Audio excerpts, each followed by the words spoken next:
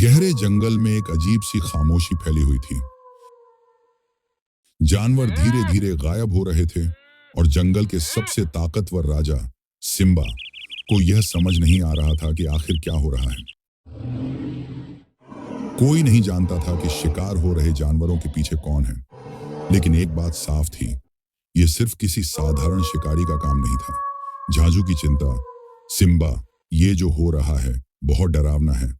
झाजू की आवाज में घबराहट थी। जानवर एक एक कर गायब हो रहे हैं और हमें यह समझ में नहीं आ रहा कि क्यों। सिम्बा ने चिंतित होकर कहा,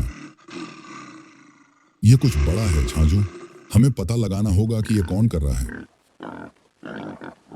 गहरे जंगल के एक कोने में राका खतरनाक बाघ अपनी टीम के साथ बैठा था।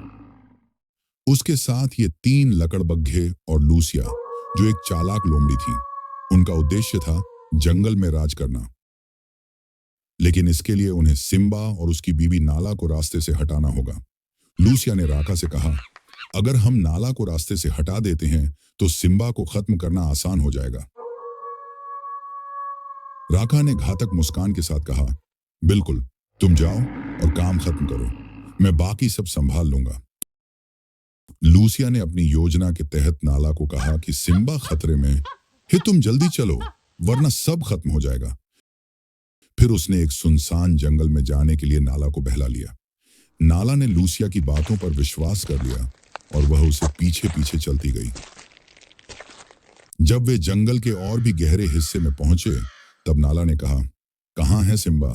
लूसिया, मुझे उसकी बहुत चिंता हो रही है। लूसिया ने एक खतरनाक हंसी के साथ कहा, यहां कोई सिम्बा नहीं है रानी साहिबा, तुम्हारी मौत के पास आ चुकी हो। इसी दौरान राका अचानक वहां आ गया। उसकी भयानक आवाज गूंज उठती है, आओ रानी साहिबा। यह सुनते ही नाला डर के बजाय गुस्से में भरकर कहती है, तुम कौन हो? फिर अचानक राका और नाला के बीच एक भयंकर लड़ाई शुरू हो जाती है। राका अपने खड़े पंजों से नाला पर हमला करता है और नाला भी अपनी पूरी ताकत से जवाब देती है। लड़ाई के दौरान नाला बुरी तरह घायल हो जाती है, लेकिन वह हार मानने वाली नहीं थी। इसी दौरान कियोन, नाला का बेटा, जो कि नाला का पीछा करते करते आया था, दौड़ते हुए आता है और राका पर हमला करने की कोशिश करता है। मां, वह डरते हुए पुकारता है। राका ने उसकी ओर मुड़ते हुए कहा, तुमने देखा, यह तो वही है जो हमेशा अपनी मां को बचाने आता है। राका हंसते हुए कहता है, तो तुम ही हो जंगल के होने वाले राजा। फिर वह नाला को और अधिक घायल कर देता है और कियोन को पकड़कर जंगल के अंदर ले जाता है। नाला बुरी तरह घायल होकर जमीन पर गिर पड़ती है। वह कुछ नहीं कर पाती और केवल अपने बेटे को खोने के गम में डूब जाती है। वह घबराकर कहती है, मैं इसे नहीं बचा पाई। पार्ट 2 में जानने को मिलेगी कि क्या टाइगर कियोन को खत्म कर देगा या सिम्बा उसे बचा पाएगा।